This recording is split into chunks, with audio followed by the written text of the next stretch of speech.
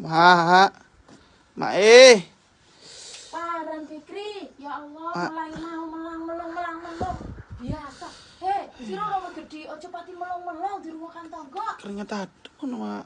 Keringet adun paran, mulai mau sira joget-joget saiki keringetan Kang. Mana iki loro, Mak. Parah.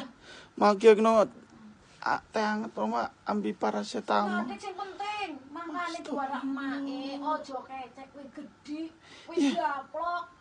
Sapa ngongkon sore kecek? Dikira sing ngono kang ngomongin mae ya. Dikongkon mokong gawe konten udan-udan. Pentingan omongan. Soale lak tindang mae. Allah, Mam. Celukan moko kono. Yo mesti sing njaluk tolongmu. Ya Allah, Mak, tolong ta, Mama. Sira dikongkon moko. Ya Allah, Mak. Ya. Tukokno obat ta. Kadung gelem ngrawat, golekno rawatan we, Mak. Yo kowe calon ning kawinaan. Yo mosok ngenteni calon, Mak, lorone saiki golek calon. Terus kok sira sing manut ngomongane emak. Ono. We. Duh, Mak.